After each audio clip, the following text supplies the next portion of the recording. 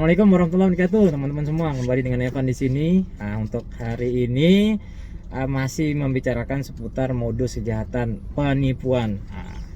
Untuk kali ini modusnya itu kami sebut namanya man in the middle atau orang tengah. Nah, biasanya penipuan ini terjadi di jual beli sepeda motor atau mobil bekas.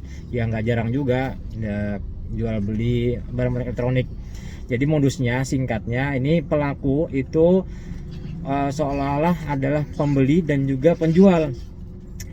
Jadi ada penjual asli nih, dia menjual, memposting jualannya itu di marketplace Facebook kebanyakan ya. Misalnya dia menjual mobil, kemudian si pelaku itu akan menghubungi si penjual aslinya. Nah, kemudian dia meminta foto-foto dari mobil dan juga surat-suratnya, BPKB, SNK itu diminta via foto.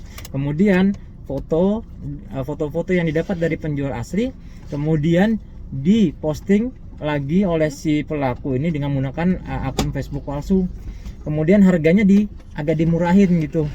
Tujuannya ya jelas supaya cepat ada calon korban yang akan menghubungi. Nah, benar saja. Kemudian si pembeli akan melihat postingan dari si pelaku. Kemudian si pembeli ini atau calon pembeli ini menghubungi pelaku setelah melihat postingan yang dibuat oleh pelaku. Kemudian pelaku biasanya mengaku bahwa ini mobil dititipkan di tempat keluarganya. Alasannya karena dia lagi dinas luar kota atau ya banyak alasan lah, yang jelas dia tidak ada di tempat seperti itu. Dan mobil dititipkan, dia mengaku mobil dititipkan di rumah keluarganya biasanya seperti itu. Ya aslinya ya ada di penjualnya yang asli. Kemudian si pelaku dan si pembeli ini akan mengatur jadwal COD untuk melihat kondisi mobilnya. Nah, kemudian si pelaku akan cepat-cepat tuh menghubungi si penjual yang asli untuk mengabari bahwa dia biasanya beralasan atau membuat skenario seolah-olah nih bahwa yang datang nanti adalah mekaniknya yang untuk melihat kondisi mobil. Nah, setelah itu si pelaku biasanya nih menyeting atau membuat sebuah skenario yang diperintahkan kepada si penjual aslinya agar si penjual aslinya tidak usah bertanya-tanya masalah harga kepada nanti mekaniknya yang datang. Padahal si mekanik itu ya sebenarnya pembeli aslinya kayak gitu. Nah, dengan iming-iming si pelaku bahwa kalau deal langsung ditransfer. Nah, akhirnya si penjual yang penting kan mobil laku nih. Dan biasanya si pelaku ini nggak ada tawar menawar ya gitu. Ya, intinya masih banyak kronologis atau settingan si pelaku ini. Tapi yang jelas kebanyakan seperti ini.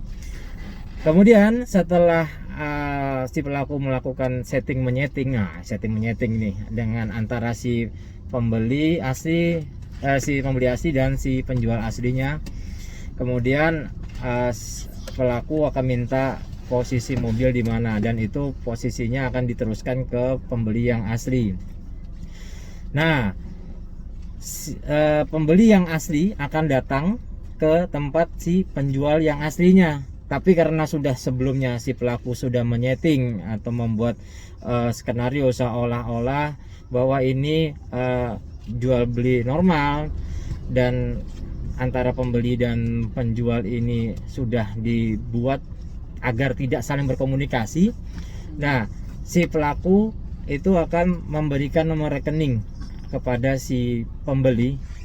Kalau misalnya sudah oke deal, langsung transfer saja ke rekeningnya si pelaku. Dan si pelaku juga akan membuat seolah-olah kalau misalnya deal saya akan langsung membayar. Jadi si pelaku akan meminta rekeningnya si penjual. Itu hanya sandiwara saja.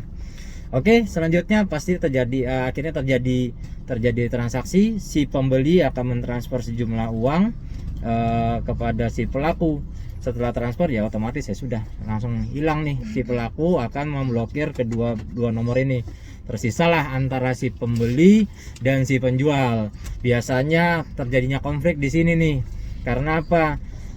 Antara memang dari awal si pembeli dan penjual ini nggak ada komunikasi, maka akan saling salah menyalahkan nih. Nah, karena yang jelas yang pembeli ini sudah mentransferkan sejumlah uang ke rekening yang disangka oleh si pembeli adalah rekening milik penjual.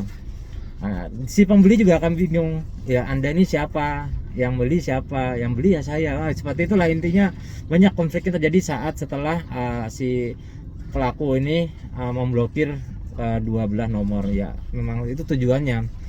Nah di sini kebanyakan yang menjadi korban adalah si pembelinya, ya jelas karena pembeli yang mengeluarkan uang. Tapi ada sebagian kasus yang kami tangani, karena si penjual ini sudah terikat akad, biasanya dia udah menyerahkan mobilnya, kemudian dia nunggu nih si pelaku mentransfer uangnya. Tapi ya karena memang tujuannya untuk menipu, ya jelasnya nggak akan terima transferan.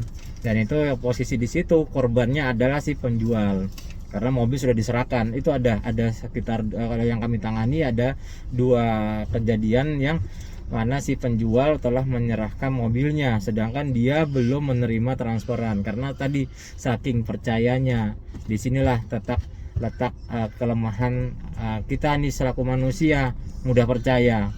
Oke, itu tadi sekilas dari kronologis atau modus yang dilakukan oleh pelaku orang tengah, ya istilah penipuannya itu orang tengah. Oke, untuk tipsnya, ini biasanya nih kebanyakan yang jadi korban ini adalah teman-teman dari jual beli mobil bekas atau motor bekas. Kebanyakan gitu. Karena apa? Harga yang dijual oleh si pelaku ini lebih murah, makanya teman-teman jual beli motor bekas, mobil bekas itu kebanyakan yang jadi korban. Tipsnya dari kami yaitu saat misalnya mendapati ada orang, ini untuk yang penjual ya, ada orang yang mengatakan bahwa nanti ada yang datang untuk mengecek mobil, ya. Saat ada benar-benar orang itu datang, pastikan, tanyakan. Nggak perlu ngikutin instruksinya dari si pelaku. Biasanya kan pelaku tadi sudah saya jelaskan, pelaku akan menyuruh penjual agar nggak usah ngomong-ngomong, nggak usah tanya-tanya. Taunya nanti si pelaku akan mentransfer seperti itu. Jadi nggak usah ragu, tanyakan ya yang mau beli siapa, kayak gitu. Yang mau beli siapa, kemudian beli ini taunya dari mana jual mobil ini, seperti itu. Tanyakan saja.